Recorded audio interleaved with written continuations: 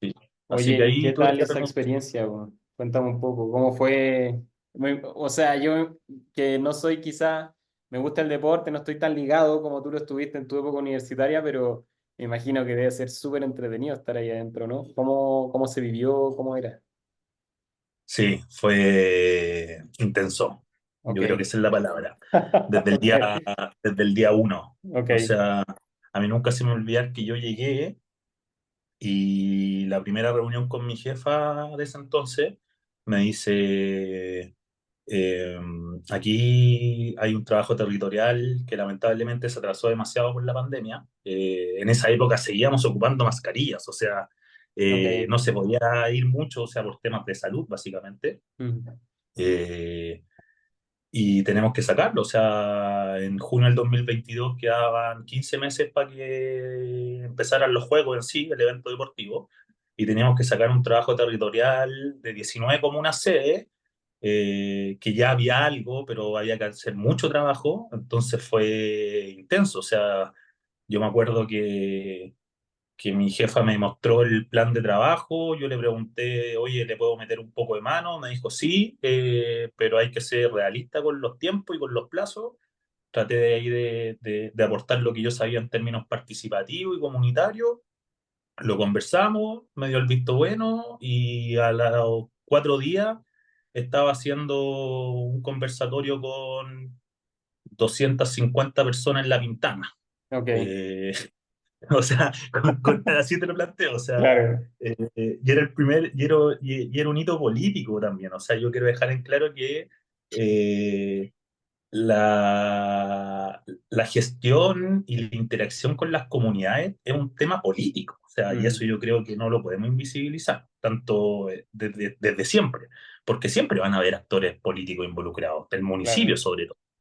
Entonces, allí un poco yo sentí que dónde estaba, ahí me di cuenta de la dimensión que tenía esto. O sea, yo creo mm, que fue el punto de inflexión en el sentido de darme cuenta, oye, esto es gigantesco. O sea, yo cuando me hicieron la capacitación y me dijeron este es el evento deportivo más grande que ha organizado Chile desde el Mundial del 62, claro, ya, sí, pero uno no lo dimensiona. ok, Y desde mi área lo dimensioné ahí. ok, Ahí cuando vi a 250 personas sentadas en un teatro interesadas a hablar de deporte. ok, Y ahí tú decís, chuta, sí, va a ser grande esto porque claro. faltan 15 meses. En la prensa lo único que salieran críticas, que los Claro, por los atrasos, avances, ¿o no? Exacto. Sí, sí. exacto. Entonces, pero tú dices, y aquí hay 250 personas en junio con 3 grados, con mascarilla, interesadas en hablar de deporte. Claro. Y cómo el deporte puede ser un medio para el desarrollo social. Y yo estaba, pero en mi salsa, o sea, yo estaba alucinando. O sea, para Claro, mí esto era lo que te decía, o sea, era mi sueño. O sea, qué claro. mejor que trabajar en el deporte y en lo que me estaba dedicando profesionalmente. Perfecto. Y ahí fuimos avanzando, obviamente, y ahí fuimos haciendo un trabajo territorial bastante interesante, la verdad. El trabajo territorial partió como levantando información de los territorios. O sea, Ok, no podéis llegar a un territorio sin saber con lo que te vais a encontrar. Y claro. ahí obviamente uno se va encontrando con problemáticas un poco más internas que uno no tiene mucho que hacer, pero que Mm. también influyen en lo que uno quiere hacer como trabajo dentro de los territorios, ¿cachai? ¿Como qué tipo de cosas, por ejemplo, en esa problemática interna? Las personas en esa época, yo creo que todavía ellos creían que nosotros éramos del ministerio, entonces ellos nos decían, no, ¿sabe qué? La multicancha no tiene luces, Ya. ¿cachai? Entonces nosotros para poder practicar deporte necesitamos que la multicancha tenga luces. Y nosotros lamentablemente como organización del evento, porque nosotros éramos un ente que trabajaba con el ministerio, que dependíamos del ministerio, pero que no teníamos las facultades que tiene un ministerio. Claro. Entonces, nosotros básicamente era el comité organizador, ese era nuestro Mm. rol. Y como comité organizador, en estos eventos deportivos, no, por lo general no tienen la capacidad económica de poder arreglar situaciones que se vienen arrastrando hace 30 20 años Claro. que pueden sonar básicas en el comillo de que son luces, pero esa lamentablemente no era mi pega. Mi pega era, Mm. ok, lo levanto, pero yo no le puedo ofrecer una solución. Y nosotros en ese sentido fuimos súper sinceros. Ok. Nosotros planteamos que nosotros sí podíamos a lo mejor generar actividades, generar cosas en torno a lo que iban a hacer los Panamericanos, pero que no podíamos solucionar problemas de raíz que se Ya, venían arrastrando tanto del municipio o de gobiernos anteriores. claro. Eh, entonces, eso también era nuestra primera problemática en cómo nos enfrentábamos a la gente. Entonces, nos dimos cuenta que el relato era explicar un poco lo que iban a hacer los juegos, pero también explicar un poco lo que éramos nosotros, Mm, para que se pudiera entender lo que hacíamos. ok. Oye, y ¿qué te iba a preguntar? Esto lo voy a cortar. Dame un segundo. Se me olvidó, tenía una pregunta, man. Ya me acordé. Porque tú me comentabas que tenían estos 19 municipios, ¿cierto? Eh, ¿Y cuál era el trabajo en sí que ustedes tenían que hacer? Porque claro, era una vinculación como de la comunidad con el evento, me imagino. Pero claro, tú me comentas que iba a estas conversaciones y te encontrás con estos problemas más de fondo que tú comentabas que tenía esta transparencia, que no lo iban a solucionar. Pero el objetivo, ¿cuál era? ¿Qué tenían que lograr ustedes en sí? Mira, nuestro objetivo igual era un poco eh, amplio en ese sentido, pero siempre como con los pies en la tierra como área. Nuestro objetivo central siempre era vincular el desarrollo sostenible en los territorios a través del deporte. Ok, Nosotros trabajábamos con los ODS y los vinculábamos con las diferentes problemáticas y acciones que se podían hacer en los diferentes territorios. Ese era nuestro marco, mm, la Agenda 2030.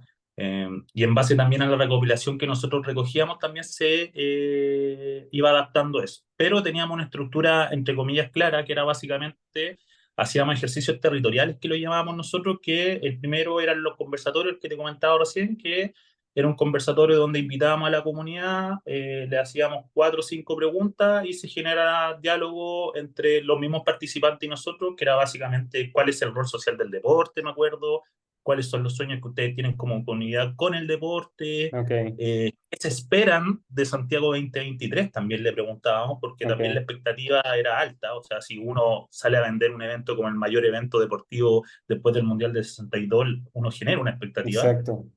Mm, Luego de eso, hacíamos otro trabajo territorial, por lo general esperábamos siempre un mes, 3 semanas, y volvíamos a hacer un trabajo de actores clave, donde hacíamos un trabajo territorial, me acuerdo que les llevábamos los mapas de las comunas, identificábamos cuáles eran los focos donde se podía generar vinculación del deporte con la comunidad, entonces identificábamos desde actores clave, ejemplos, juntas de vecinos, alguna organización, clubes deportivos, y también infraestructura deportiva donde se pudieran generar actividades. Y ese era el segundo ejercicio territorial. Y después, el tercer ejercicio territorial que llegábamos era básicamente a conversar todo lo que habíamos recogido, partiendo para ver si las personas estaban de acuerdo con lo que se hacía, y también para generar conclusiones con ellos, porque muchas veces el trabajo territorial uno se lleva la información y Mm, después esa información queda en el computador.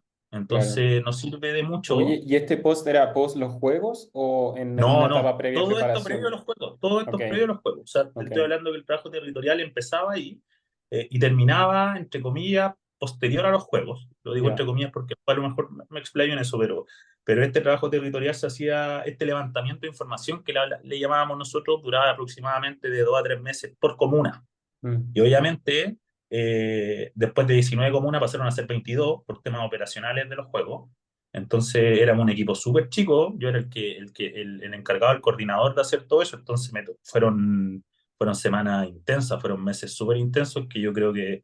Más encima, el trabajo territorial, y esto también lo quiero dejar planteado, te tiene que gustar mucho porque el trabajo territorial se tiene que hacer posterior al horario laboral de todas las personas comunes y corrientes. O ok, sea, yo no voy a conversar con la persona a las 4 de la tarde porque ahí las personas claro, están trabajando. claro. Entonces, es súper complejo incentivarlas porque yo básicamente lo invitaba a ser partícipe de esto, pero lo invitaba un día miércoles a las 7:30 con 3 grados. Claro, eh, um, o sea, y técnicamente no existía un intercambio, obviamente, de ideas y cosas así, pero era porque la persona de verdad tenía que estar interesada, ¿cachai? Y entonces, ok, igual eso pasa a nivel territorial siempre. ok. Entonces, eso es una de las grandes dificultades del trabajo territorial. Entonces fue súper complejo porque una no había ambiente y lo que había dentro del ambiente eran cosas entre comillas negativas, que estaban muy atrasados, siempre se Mm, habló de que no se llegaban de los juegos. Entonces fue desafiante, pero como bien lo decíamos anteriormente, o sea, fue gratificante porque se logró sacar ese trabajo claro, que después también llevó a ya el proceso participativo, que es lo entretenido. O sea, todo este diagnóstico se hizo para poder hacer cosas en los territorios, claro, que eran básicamente la previa a los juegos.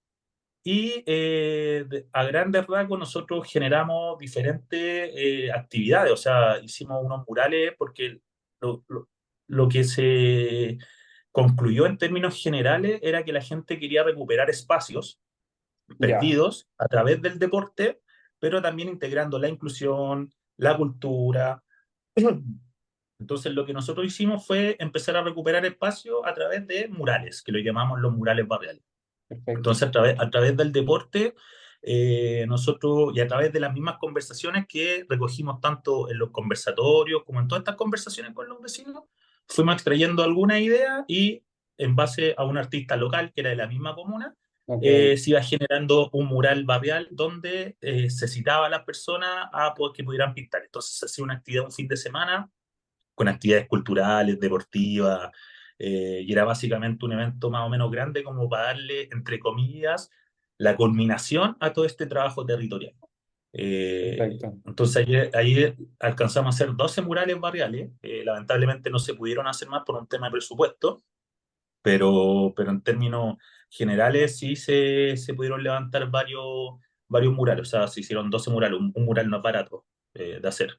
Sí, ¿cómo cuánto Entonces, sale? es que depende del mural igual, pero un mural te debe estar saliendo como 7 8 palos más o menos. ¿En serio? Sí, es Ah, caro, mira, es que son murales grandes igual, no eran murales claro, chicos. claro, claro, Eh, claro. y también tú también tenés que entender que hay que dignificar el trabajo también de los artistas. O sea, no le podía ofrecer Obviamente, artistas de obviamente. honores, ¿cachai? Entonces, no, entonces caro hacer murales. Pero era lo que la gente quería. Y muchas Ok, veces, el caso más emblemático fue en Los Espejos, que era un micro basural que se recuperó, que era un micro basural que era. Estaba el micro basural y al lado había una cancha de tierra donde se hacían clases de fútbol. Entonces ya, las personas dijeron, queremos recuperar ese espacio y creemos que con el mural puede servir. ya, Hicimos el mural, se limpió, ahí se hizo un trabajo interesante con el municipio y se hizo mucho más amigable ese espacio para que se hicieran los talleres. ok. Oye, justo te iba a preguntar así como, porque me hablabas de actividades y yo pensaba así como actividades muy puntuales y decía, pero ¿qué queda para después? Pero claro, con este tipo de iniciativa, o sea, se recupera un espacio que queda así con una continuidad para esa comunidad y bueno, involucrando el arte, el deporte, entonces está súper, súper rico como esa forma, ¿o no? De recuperación.